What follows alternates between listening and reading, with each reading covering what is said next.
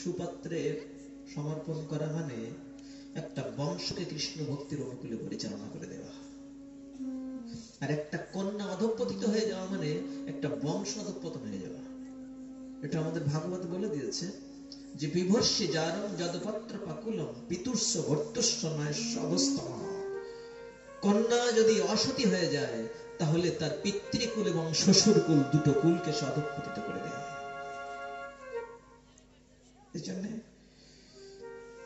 আমাদের মায়েদের অনেক ভূমিকা রয়েছে। এই জগৎকে কৃষ্ণ ভক্তির অনুকূলে গড়ে তোলার জন্য অনেক বড় ভূমিকায় আমার মায়েরা রয়েছেন।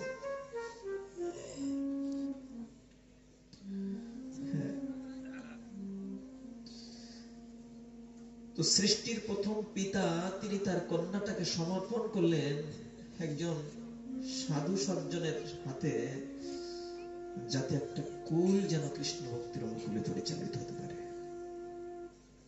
দেবাহুতি স্বামীর তপস্যায় সহযোগিতা করছেন, কোন প্রকার ব্যাঘাত যাতে না ঘটে তার তপস্যায়।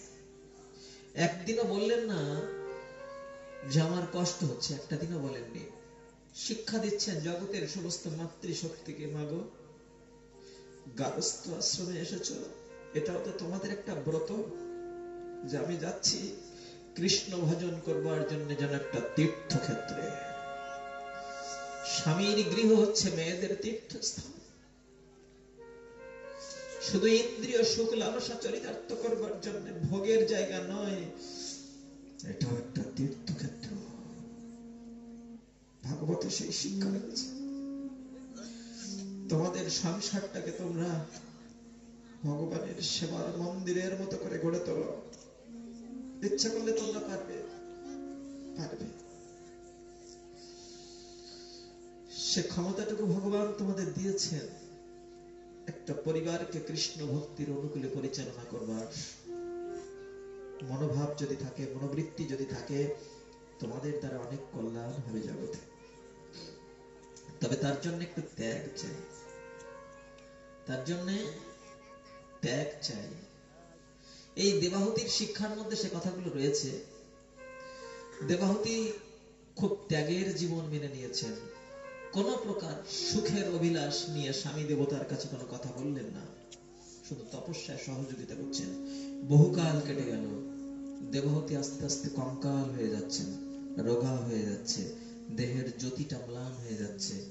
সুন্দরী ছিলেন কিন্তু দেহটা কালীবরণ হয়ে গিয়েছে। হ্যাঁ, আপনি হলে সহ্য করতে পারতেন না, আমার মা হলে হয়তো পারতেন না। বলতেন বারবার অভিযোগ করে, দেখেছো আমি কি হয়ে যাচ্ছি, তোমার সংসারে এইসব করতে গিয়ে আমি কি হয়ে যাচ্ছি দেখেছো। কিন্তু দেবাহুতি একটা দিনও বলেন, একটা দিনও না। একদিন কর্দম ঋষি তাকিয়ে দেখছেন যে দেবাহুতি কঙ্কাল হয়ে গিয়েছে। অপরূপা সুন্দরী ছিলেন তিনি। যখন বলছেন দেবাহুতি, মানুষের বড় শখের জিনিস হচ্ছে তার দেহটা, সেই শখের জিনিসটা তুমি তিল তিল করে ক্ষয় করলে, কিন্তু কোনোদিন আমাকে বলনি। আমাদের দেহটা বড় শখের জিনিস। দেবাহুতি তখন বলছেন, স্বামী দেবতা, তোমার মহান তপস্যার কাজে আমি সহযোগিতা করতে পেরেছি, এটা আমার সার্থকতা।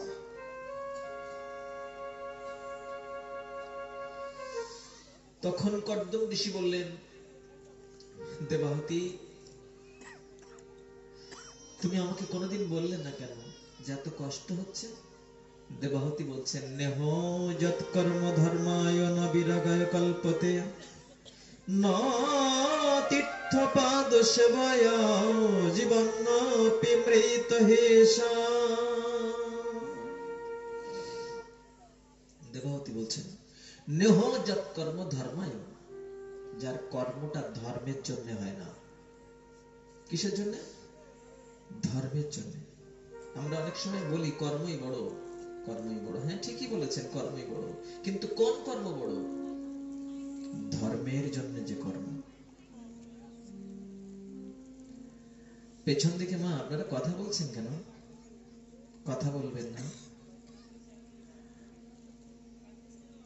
যদি খুব দরকারি কথা বলতে হয় একটু আস্তে বলুন, যেন এই পর্যন্ত না চলে আসে। হ্যাঁ, দেবাহুতি বলছেন নেহ যৎ কর্ম ধর্মায়, যার কর্মটা ধর্মের জন্য হয় না। আর নবিরাগায় কল্পতে, যার মধ্যে কোনো বৈরাগ্য নেই, কোনো ত্যাগ নেই, এক কথায় যাকে বলে কোনো ছাড় নেই। হ্যাঁ, ও এটা করবে কেন, ও এটা বলবে কেন? যদি বলি যে বাদ দাও না, থাক না, কেন বলবে কেন? কি হলো? কোনো ছাড় নেই। এইটা নিয়েই তো যত অশান্তি সংসারে। হ্যাঁ, আমাকে এটা বললো কেন, এটা করলো কেন, সে কোনো ছাড় নেই, কেন করলো ওটা, ওর উত্তর চাই। তাহলে কি হলো? আছে কি কোনো বৈরাগ্য, কোনো ত্যাগ? যদি বলি থাক না, ছেড়ে দাও, ওটা বাদ দাও, কেন বাদ দেবো কেন? হ্যাঁ, ওটা করবে কেন, এটা বলবে কেন? তিল তিল জবাব বুঝে নেবো একেবারে, ন্যায্য অধিকার কারো ছাড় দেব না। হবে না, অশান্তি আসবে, অশান্তি হবে। ভাগবত একটা সংসারকে কি করে, একটা জীবনকে কি করে সুন্দর করা যায় সে শিক্ষা দিয়েছে। আপনি একটু ছাড় দিন না, হেরে যা, হেরে যা, ছোটখাটো বিষয় নিয়ে বাঁধাবেন না কারোর সাথে, ছাড় দিন। বিচার একজন করবেন, একজন দেখছেন সবকিছু, কার মধ্যে কতটা ত্যাগ আছে, কার মধ্যে কতটা হিংসা আছে, কার মধ্যে কতটা ভালোবাসা আছে, সব তিনি দেখতে পান। আমাদের চোখে কিন্তু আমি দেখতে পাবো না যে কার মধ্যে কত হিংসা আছে। আপনি দেখতে পাবেন না আমার মধ্যে কত রাগ আছে আর কত হিংসা আছে, ওটা দেখার মতো যন্ত্র এখনো তৈরি হয়নি।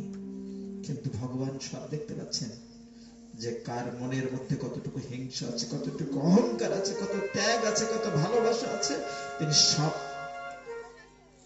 নিপুণ ভাবে দেখতে পাচ্ছেন। কিন্তু সেই বিশ্বাসটা করতে পারি না বলে আমি কাউকে ছাড় দিই না।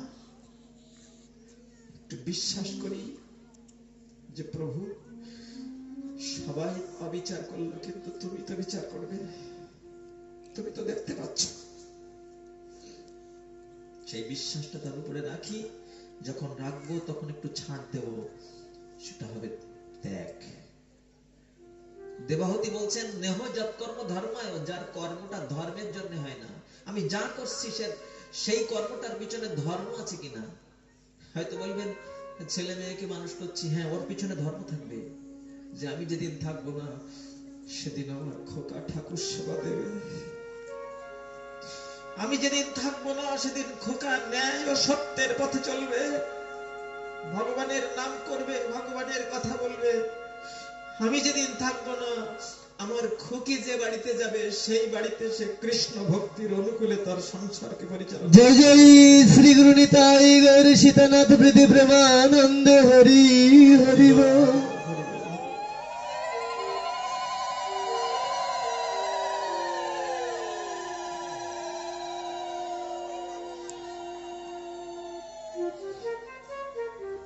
সেটাই হবে যে আপনার কর্মটা ধর্মের জন্য।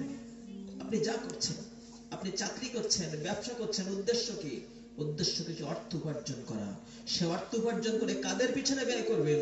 যারা আপনার কথা মতো চলবে না তাদের জন্য, যারা শুধু ভোগ বিলাসায় মত্ত হয়ে, বিলাসিতায় মত্ত হয়ে অধঃপতিত হবে, বিপথে চলে যাবে, তাদের জন্য ব্যয় করবেন। সেই অর্থের জন্য তো আপনাকে জবাবদিহি হতে হবে ভগবানের কাছে। ভাগবত বলছেন অহো মে পিতরো বৃদ্ধ ভজ্য বলত্মজাত্মজা অনথামৃত দীন কথম জীবন্তি দুঃখিতা এবং গৃহাশায় ক্ষিপ্ত হৃদয় মোরধিরয়াম অতৃপ্ত স্থাননোদয়ং মৃতে অন্ধং বিশতে তমঃ। ওগো, সারা জীবন ধরে তুমি যে সংসারের দায়িত্বটা পালন করলে, বাবা কি করবে, মা কি করবে, ছেলে কি করবে, মেয়ে কি করবে, ভাই কি করবে, বোন কি করবে, এদের জন্য সারা জীবন ধরে তুমি যে মাথার ঘাম পায়ে ফেলে অন্যায়কে ন্যায় করে, ন্যায়কে অন্যায় করে, সত্যকে মিথ্যা করে তুমি যে সংসারের দায়িত্ব পালন করলে, তোমার সাধন ভজন ক্ষতি করে, জীবনটাকে তিল তিল করে ক্ষয় করে, যাদের জন্য তুমি সংসারের দায়িত্ব পালন করলে, ওই দায়িত্বকে তুমি শেষ নামাতে পারলে? বলে তুমি শেষ নামাতে পারবে না, তোমার পিতাও শেষ নামাতে পারেনি, পিতার পিতাও শেষ নামাতে পারেনি। অতৃপ্ত স্থান অনুধায়ন, তোমার অতৃপ্ত বাসনা নিয়ে তুমি একদিন মৃত্যুর পরপারে চলে যাবে।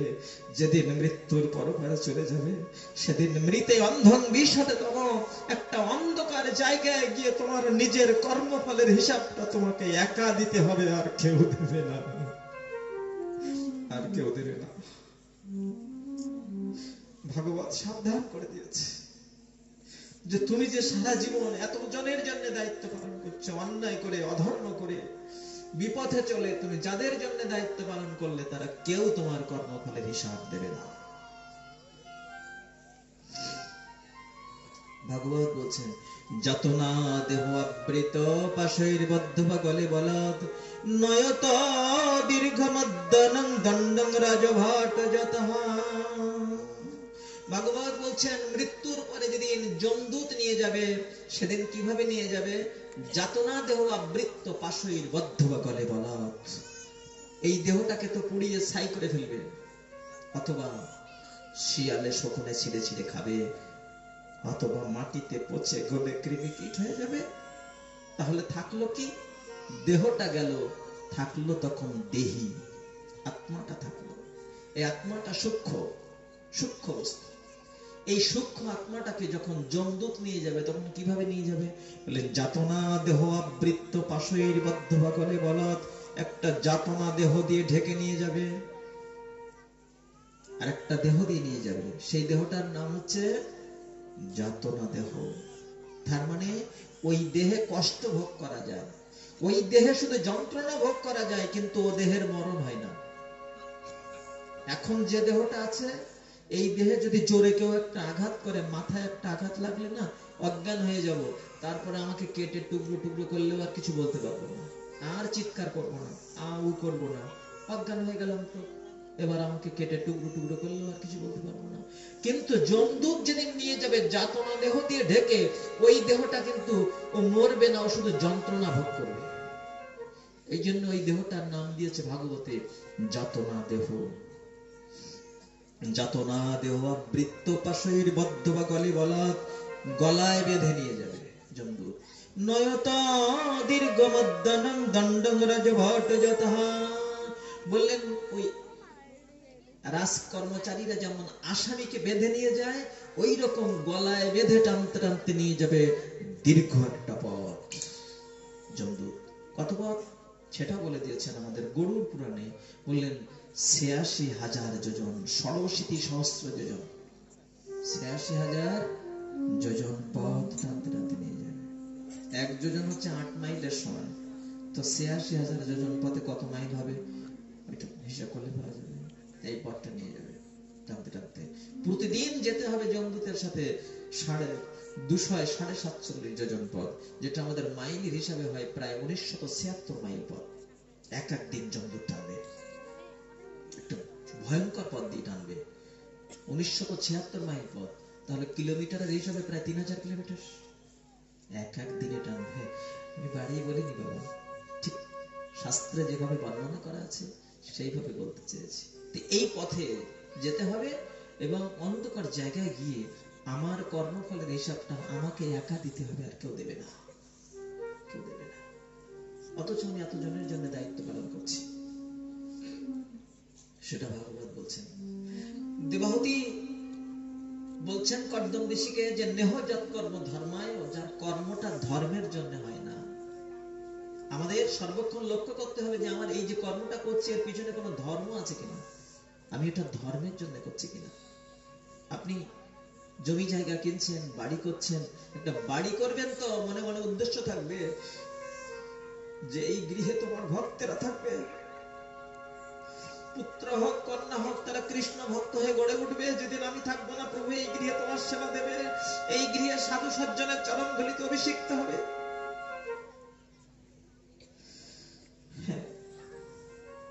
সবকিছুর পিছনে উদ্দেশ্য থাকবে ধর্ম, ধর্মের কাজে লাগলো কিনা। দেবহূতি বলছেন নেহ যৎ কর্ম ধর্মায়, ন বিরাগায় কল্পতে, যার মধ্যে কোনো বৈরাগ্য নেই, কোনো ত্যাগ নেই। ন তীর্থপদ সেবায়, ভগবান শ্রী গোবিন্দের আর এক নাম হচ্ছে তীর্থপদ, তার চরণই তীর্থ। তাই বলছেন যে ভগবান শ্রী গোবিন্দের সেবার সাথে যিনি যুক্ত হলেন না, জীবন পিমৃত হেষা, তিনি বেঁচে থাকলেও মরা। আমি বলিনি, দেবাহতি বলছেন স্বামী দেবতার কাছে, যে স্বামী দেবতা আমি তো এখনো বেঁচে আছি, আমি তো এখনো মরে যাইনি, হয়তো একটু রোগা হয়ে গেছি, আমার দেহের জ্যোতিটা ম্লান হয়েছে, আমি খুব সুন্দরী ছিলাম, এখন কালীবর্ণ হয়ে গেছি, কিন্তু আমি তো এখনো বেঁচে আছি, আমি এখনো মরে যাইনি। তো মরার সংজ্ঞা দিয়েছেন কি, বলে বেঁচে থাকলেও আবার মরে যায় কি করে, সেই কথাটা বলছেন যে নেহ যৎ কর্ম ধর্মায়, যার কর্মটা ধর্মের জন্য হয় না, না বিরাগায় কল্পতে, যার মধ্যে কোনো বৈরাগ্য নেই, কোনো ত্যাগ নেই, কাউকে বিন্দু পরিমাণ যে ছাড় দেয় না, ন তীর্থ পদ সেবায়, যিনি গোবিন্দের সেবার সাথে যিনি যুক্ত নন, জীবন পিমৃত হেষা, তিনি বেঁচে থাকলেও মরা। আমি বলিনি, ভাগবত বলছেন তিনি বেঁচে থাকলেও মরা, যারে বলে জানতে মরণ, হ্যাঁ এই জানতে মরণ, বেঁচে থাকলেও মরা। দেবাহতি বলছেন যে স্বামী দেবতা আমি তো এখনো বেঁচে আছি। তখন কর্দম ঋষি বললেন যে দেবাহতি, আমার কাছে তোমার কোনো দাবি নেই, কোনোদিন তো কিছু চাওনি, হ্যাঁ কোনোদিন কিছু চাওনি, এতটা বছর কেটে গেল কোনোদিন কিছু চাওনি আমার কাছে, মামা কিছু চাননি কোনোদিন, হ্যাঁ এটা দাও ওটা দাও, এটা এনে দাও ওটা এনে দাও, কিছু চাননি কোনোদিন, চাবেন, তবে তবে চাওয়াটা কৃষ্ণ ভক্তির অনুকূলে হোক, দাবি করে বলুন না যে ঠাকুর সেবা দেবো, এটা এনে দাও ওটা এনে দাও, বলুন না। আপনার চাওয়ার মধ্যে দুই একটা চাওয়া ভগবানের জন্য হোক, দুই একটা চাওয়া গোপালের জন্য হোক, যে আমার গোপালের জন্য আসন এনে দাও, গোপালের জন্য ড্রেস এনে দাও, আমার ঠাকুর সেবা দেওয়ার জন্য আমাকে আমাকে পঞ্চপাত্র এনে দাও, আমাকে চন্দন এনে দাও, আমাকে পঞ্চপ্রদীপ এনে দাও। এই দাবিগুলো কোনোদিন করেছেন? আপনার জন্য তো কত কিছু চেয়েছি, সেগুলো চান না, আপনার মনটা অনেক উদার হয়ে যাবে, ভগবানের সেবার সাথে যুক্ত হয়ে যান, গোপালের জন্য কিছু চান মাঝে মাঝে। হ্যাঁ সন্তানদেরকে কত ভালো কিছু খাওয়াচ্ছেন, গোপালের জন্য একটু খাওয়াতে মন চায় না, একটু এটা এনে দাও না, গোপালকে একটু এই খাবারটা তৈরি করে খাওয়াবো, মন চায় না একবার। হ্যাঁ ভাগবত সেই শিক্ষা দিচ্ছে।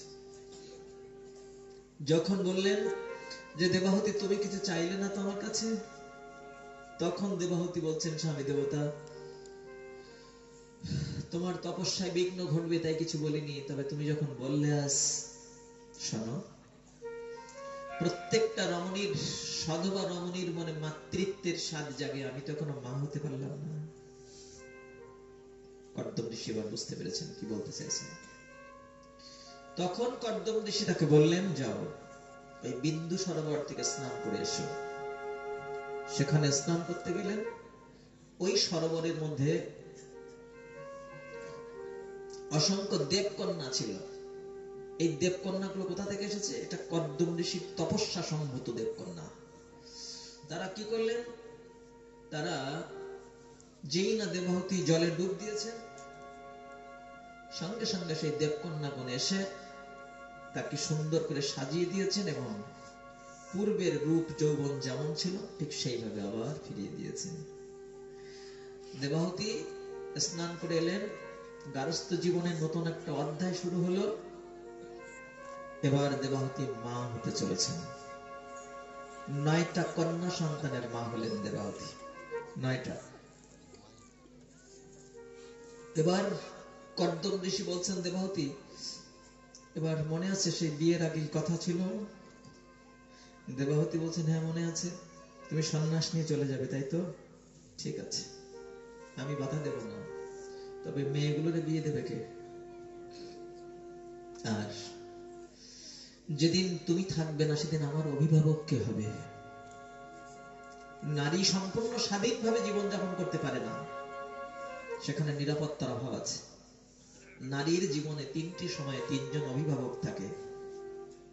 যতদিন কুমারী থাকেন ততদিন পিতা থাকেন তার অভিভাবক। বিয়ে হয়ে গেলে স্বামী তার অভিভাবক হন। যদি স্বামীর আগে মৃত্যু হয় তখন পুত্র হয় তার অভিভাবক।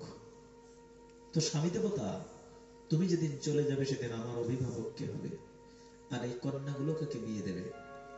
কর্দম ঋষি বুঝতে পারলেন, আরো কিছুদিন থাকলেন, এবার দেবাহুতি আবার মা হতে চলেছেন। কিন্তু এমন ত্যাগের জীবন যে মায়ের, এমন সাধনার পবিত্র জীবন যে মায়ের, সেই মায়ের গর্ভে কিন্তু ভগবান যা তা পাঠাতে পারেন না। এবং একটা গারস্থ আশ্রমে একজন পিতামাতার জন্য এই গারস্থ আশ্রমের সব থেকে বড় পাওনা হচ্ছে একটা কৃষ্ণ ভক্ত সন্তান। সংসার জীবনে একজন পিতার একজন মাতার জন্য সব থেকে বড় পাওনা সন্তান যদি কৃষ্ণ ভক্ত হয়। শ্রী চৈতন্য চরিতামৃতের মধ্যে বলা হয়েছে যে জগতে যত প্রকারের খ্যাতি আছে, সুনামের বিষয় রয়েছে, সব থেকে বড় খ্যাতি কোনটি? উত্তরে রায় রামানন্দ বলেছিলেন যে কৃষ্ণ ভক্ত বলে যার খ্যাতি লাভ করেছে সেটা সব থেকে বড় খ্যাতি। সম্পদের মধ্যে জীবের কোন সম্পদ গণি? রাধা কৃষ্ণ প্রেম যার সেই বড় ধনী।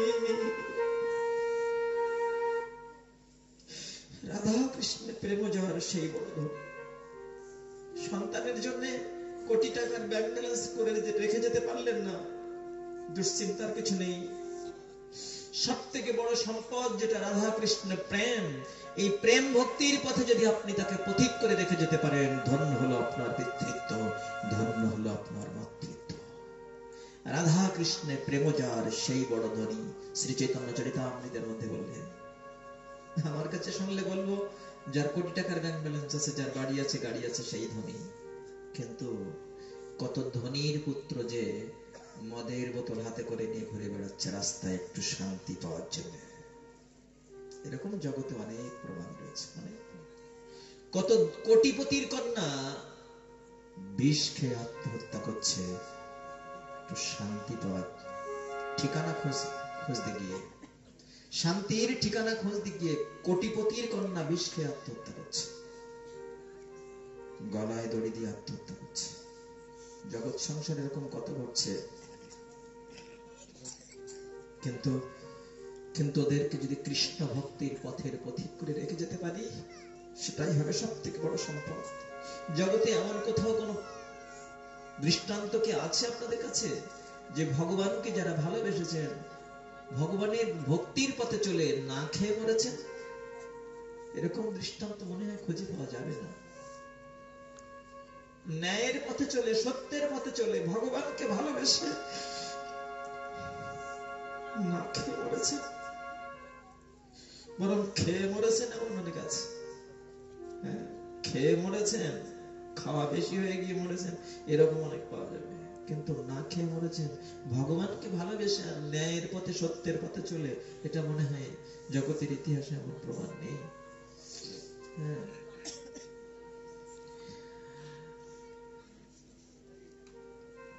এবার দেবাহুতি মা হতে চলেছেন, সেই গর্ভে কে এলেন? এসেছেন ভগবানের অবতার ভগবান শ্রী শ্রী কপিল দেব। জয় ভগবান শ্রী শ্রী কপিল দেব কি।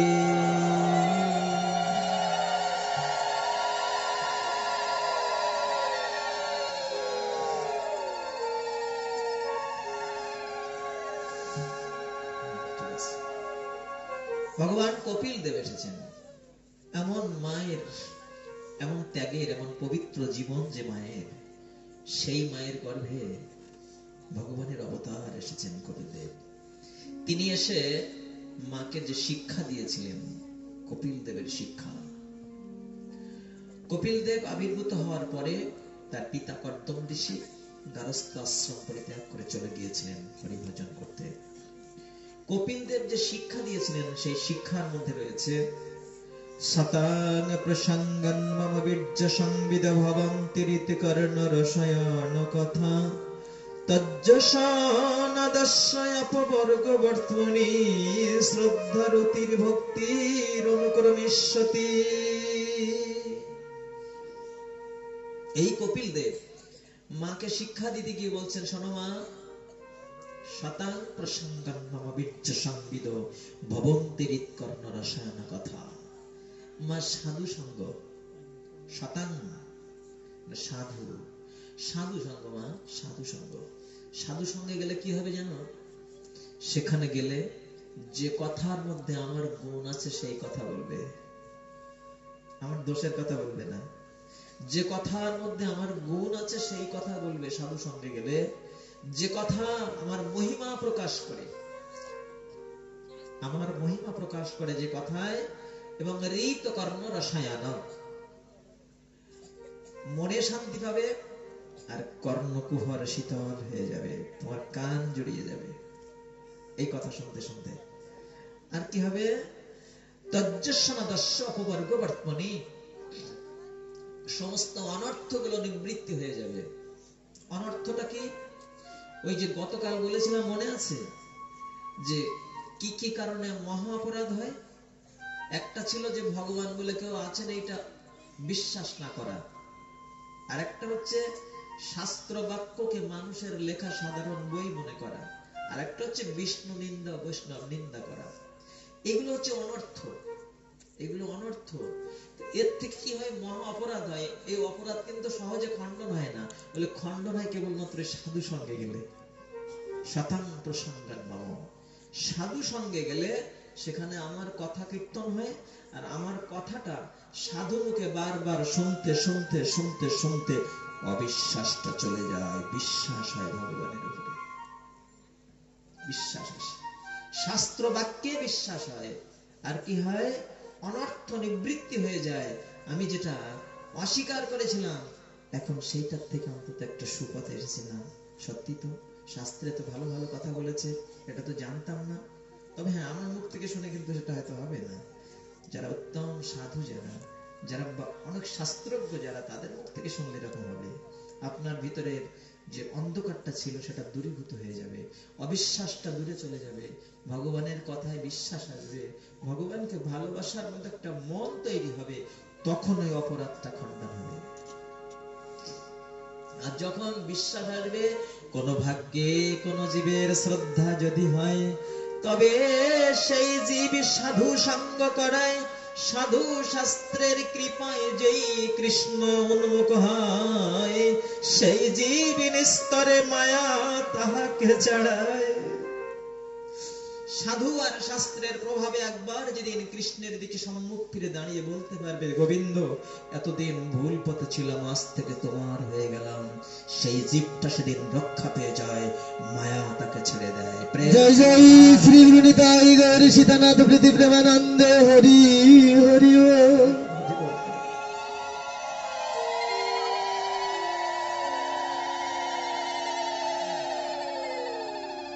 এই শিক্ষাটা দিলেন যে সাধু সঙ্গে আসলে এই অধঃপতিত হওয়ার হাত থেকে নিষ্কৃতি পাওয়া যায়, অন্তত শাস্ত্র বাক্যে বিশ্বাস আসবে। তারপরে মেনে চলবো কিনা সেটা তখন সে ভাববে। মেনে চলাটা তো সামর্থ্যের উপরে নির্ভর করে, আমি বললেই তো আপনি মেনে চলবেন না।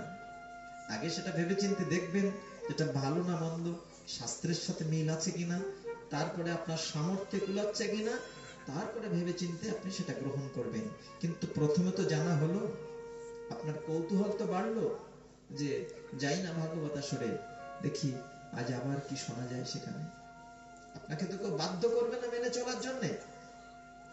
মেনে চলাটা আপনার স্বাধীনতার উপরে নির্ভর করবে, সামর্থ্যের উপরে নির্ভর করবে। কিন্তু আসুন না ভাগবত আসরে, শতাং প্রসঙ্গন মম। আমার মুখ থেকে শুনে হয়তো কল্যাণ হবে না, কিন্তু অনেক নিষ্কিঞ্চন সাধু এখানে থাকতে পারে, তাদের পাশে গেলেও কল্যাণ হবে। এই যে আমরা বললাম, গঙ্গার পরশ হইলে পার্শ্বতে পাবন, দর্শনে পবিত্র কর, এই তো তোমার গুণ। দর্শনে পবিত্র করে তোমার গুণ। সাধু দর্শন করলে দেহ পবিত্র হয়ে যায়। তো আমি না হয় অনাচারী পাপাচারী, কিন্তু নিষ্কিঞ্চন কোন সাধু তো এখানে আসতে পারে?